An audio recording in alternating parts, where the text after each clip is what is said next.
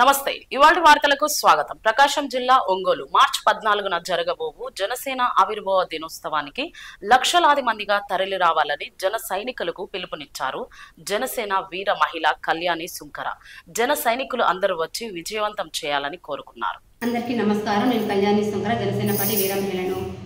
11 సంవత్సరాల క్రితం అంటే 2014 మార్చి 14వ తారీఖున జనసేన పార్టీ శ్రీ పవన్ కళ్యాణ్ గారు ఆవిర్భవించిన రోజు.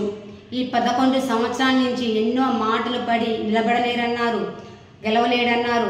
అటువంటిది నిలబడి గెలిచి 2 స్థానాల్లో పోటీ చేసిన గెలవలేని వ్యక్తి ఏం చేస్తాడు అని చెప్పిన వ్యక్తి ఈ రోజున ఎంతో సాధించాడు.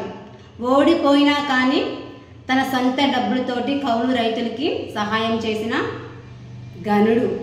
అంతేకాదు వాళ్ళ పిల్లలకి చదువుకోవడానికి భరోసా ఇచ్చిన మహానుభావుడు.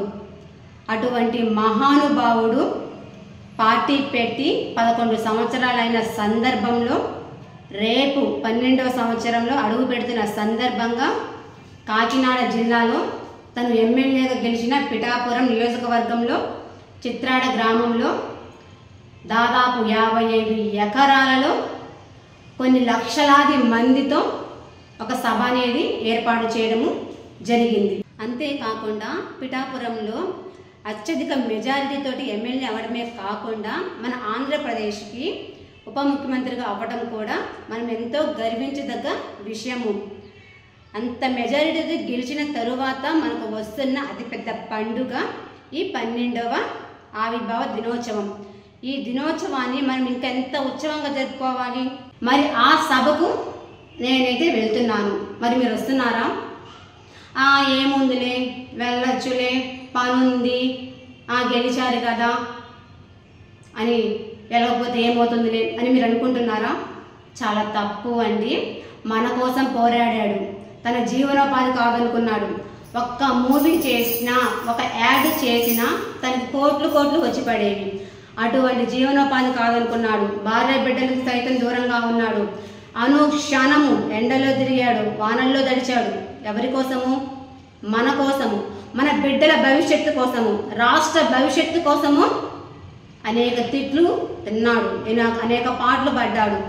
అటువంటి వ్యక్తి ఈ రోజున పిఠాపురం నియోజకవర్గంలో 12వ జనసేన పార్టీ ఆవిర్భావ సభ నిర్వహిస్తున్నప్పుడు ఇంట్లో చూస్తూ కూర్చోకూడదు. రండి, తరలి రండి. నేనైతే రేపు పిఠాపురం వెళ్తున్నాను. నాతో పాటు మీరు వస్తారా? లేదంటే పిఠాపురంలో మీరు కలుస్తారా? ఖచ్చితంగా ప్రతి ఒక్కరూ రావాలి.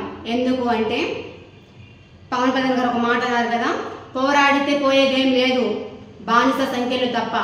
మన పక్షాన పోరాడాడు, మన బిడ్డల పక్షాన పోరాడాడు.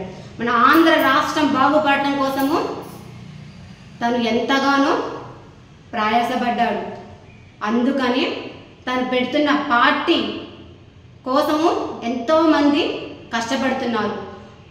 సో మీరు కూడా వచ్చి ఆ సభను విజయోత్సవంతో జరిగించాలని నేనైతే పిలుపునిస్తున్నాను. ప్రతి ఒక్కరూ రండి, ఈ సభను జయవంతంగా చేయవలసిందిగా కోరుతున్నాను.